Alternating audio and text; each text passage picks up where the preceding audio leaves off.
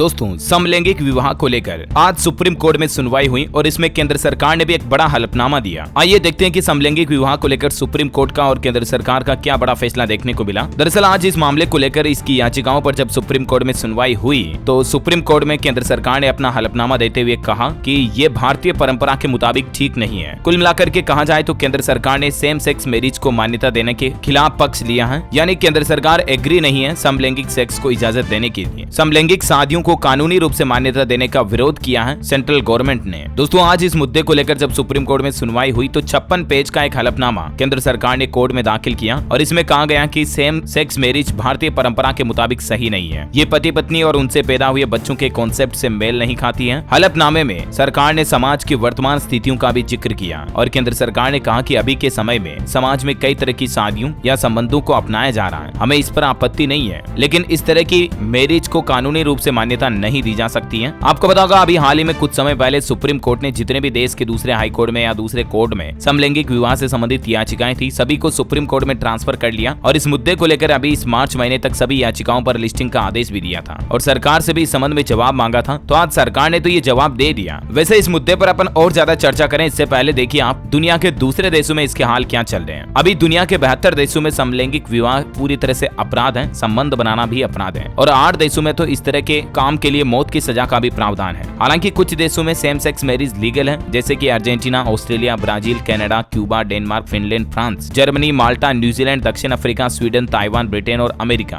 इन कई बड़ी बड़ी डेवलप्ड कंट्रीज में भी समलैंगिक विवाह कानूनी रूप से मान्य है, लीगल है कहने का मतलब। हालांकि हमारे भारत में अभी तक ये समलैंगिक विवाह लीगल नहीं है, लेकिन समलैंगिक संबंधों पर एक अलग मुद्दा है, उस पर भी अपन आगे चर्चा करेंगे। फिलहाल देखिए आज केंद्र सरकार ने सुप्रीम कोर्ट में सेम सेक्स मैरिज के विरोध में कुछ तर्क दिए। एक तो कहा कि ये विवाह भारतीय परंपराओं के खिलाफ है और इसे देश के नागरिकों की निजता का मुद्दा नहीं माना जा सकता है। और एक इम्पोर्टेंट बात ये भी है कि शादी के बाद झगड़ा होने पर पति और पत्नी की पहचान कैसे होगी जब दोनों एक ही जेंडर के होंगे, तो बात भी सोचने लायक है वाकई में। वैसे आपको बताऊं समलैंगिक संबंधों पर साल 2018 में कोर्ट ने एक फैसला सुनाया था कि आपसी सहमति से किए गए समलैंगिक यौन संबंध को अपराध की श्रेणी से बाहर कर दिया था और इस फैसले को सुनाने वाले जो हाई कोर्ट की बेंच में जस्टिस चंद्रचूड़ थे वो भी आज की इस सुप्रीम कोर्ट की याचिका में शामिल हुए। जस्टिस चंद्रचूड़ ने पिछले साल नवंबर में केंद्र सरकार को इस संबंध में नोटिस भी जारी किया था और इन याचिकाओं के संबंध में मदद भी मांगी थी। वैसे आपको बताऊं शीर्ष अदालत की 5 सदस्यीय बेंच ने 6 सितंबर 2018 को एक सर्वसम्मति से ऐतिहासिक फैसला सुनाया था देश के लिए कि अगर हमारे देश में वयस्कों के बीच यानी कि जो बालिग है 18 साल से ऊपर है उनके बीच अगर आपसी सहमति से निजी स्थान पर प्राइवेट जगह पर अगर संबंध बनाए जाए, चाहे वो समलैंगिक संबंध हो चाहे विपरीत लिंगों के दो लोगों के बीच संबंध हो, तो इस तरह के यौन संबंधों को अपराध की श्रेणी से बाहर कर दिया था जब साल 2018 में ही सुप्रीम कोर्ट ने ये फैसला सुनाया था। तो